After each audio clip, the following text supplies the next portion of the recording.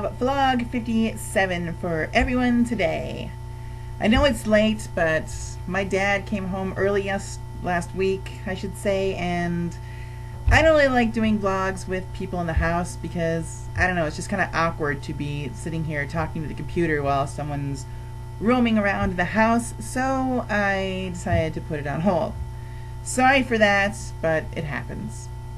And I have a little video pal with me today, apparently. Right back here. His name is Stinger. He's a Bengal cat, and he's technically my mom's, but he hangs out with me a lot, so I think he likes me anyway. Say hi, Stinger! Okay, so he's not in a talking mood today. But anyway, I got a good topic for today. Pretty good topic. It's not one that a viewer sent in, actually. It's one that I came up with myself. Pretty happy about that, since I've been lacking topics lately, but it's pretty good that I actually came up with one myself. And the topic for today is self-confidence. And I have to admit that's something that I really don't have a whole heck of a lot of. I know it can be very, very difficult for a transsexual to have much self-confidence. It's hard to have a lot of self-confidence when every time you look in the mirror you're going to see yourself and in the wrong body, and pretty much there's nothing you can do about it. I mean, if you're fat, you can always go out running every morning, or you can start dieting, or you can join a gym, you can get a weight set, you can get all these different things. There's a multitude of different things you can start doing, but your gender isn't really something that you can change or do anything about without first hacking through a ton of red tape. And so, being that the case, a lot of transsexuals get very discouraged, they become reclusive, and they just end up hating themselves more and more. And we lose our self-esteem to just be ourselves in fear of rejection. No one wants to be rejected, so no one wants to be rejected, I should say. So we just tend to follow the crowd, because you're going to fear losing your friends, losing your family, losing everything you care about, and everyone just pretty much rejecting you. So that's a scary thought. So we just blend in and hope no one will notice us. I did it for many years in school, I have to admit, and I just did what everyone expected of me.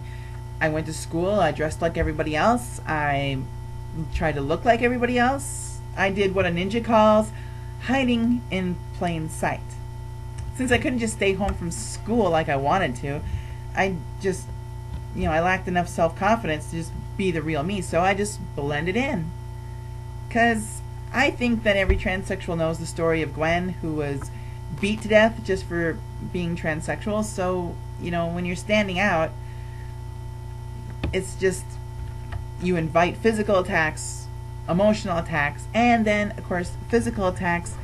And I don't think that there's anybody in this world that wants to get beat up, killed, and then, buried in a shallow grave somewhere in the mountains just for being yourself. And it is something that's limited to school. It's something that stays with you throughout. Even now, there's times when I'm alone that I try my best to just blend in, because when I'm alone, it's more prevalent. Because when I'm alone, I feel, vulnerable, and then I feel unsafe, and then I feel scared, and I just want to hide.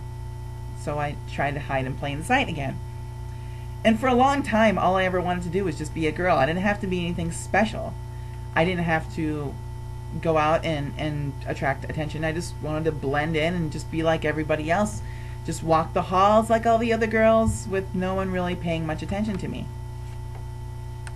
And even today, I still don't have a lot of self-confidence to do something totally unheard of in a public setting. I mean, I don't go around screaming, or I don't really, if something happens, I don't point and go ha ha and stuff like that. I just pretty much go about my business and let everyone else go about their business as well. And not too long ago, I just finally got enough self-confidence to go full-time as a girl. I think it was close to, it was actually almost exactly a year ago. It wasn't quite the 12th, but it was more like the 15th. I just decided to go full-time, and my girlfriend actually helped me get the confidence to do that. I had to be in a setting where I was completely, everyone accepted me. I was accepted. I was, greeted warmly, and people use my real name. They use the right pronouns, and I finally got enough self-confidence to do it. And I finally decided, I'm going to go to work and I'm going to have nail polish on. I'm going to use my female voice, and if anyone calls me the wrong name or anyone uses the wrong pronoun, I'm going to correct them. And I still have been doing this to this day. But for a transsexual, building confidence can be kind of a long and slow process. I mean, after all, a lot of us are still unhappy with what we see in the mirror, and self-confidence for a transsexual is a very, very fragile thing. I think there's a lot of male to female transsexuals out there that can remember a time when we got all dressed up to the nines. We wore our really nice short mini skirts, and we had our makeup perfect, and we were wearing heels, and we looked in the mirror and we thought we looked pretty freaking awesome. And so we went out, and maybe we were at a shop or something, and someone came up and was like, "Can I help you, sir?" All that self-confidence that you had when you walked out the door came crashing down by that one little word, sir. And many of us male to female transsexuals, if that actually happened to us, would probably pretty much prefer to crawl into a hole and die.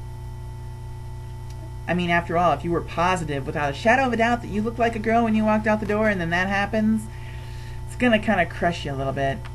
It's happened to me, and if not for my girlfriend that was sitting right across the table from me at the time, all my self-confidence, which took probably months for her to help me build up, might have been shattered that particular night. And of course, dealing with awkward situations and embarrassing moments is pretty much something that, most of us transsexuals are going to have to deal with on a regular basis. So we just kind of have to learn to deal with them after a while. Most of the people that I deal with on a daily basis are pretty accepting, and that really helps build my self-confidence. I know that my boss still doesn't get it, and his kid is still pretty much, I've known this guy since I was 3, and he's pretty much refusing to acknowledge that I even exist. But it's okay, because I had this whole list of friends from my past, and I just keep crossing one after the other off the list after they find out about me and decide they don't really want to even realize I exist anymore. But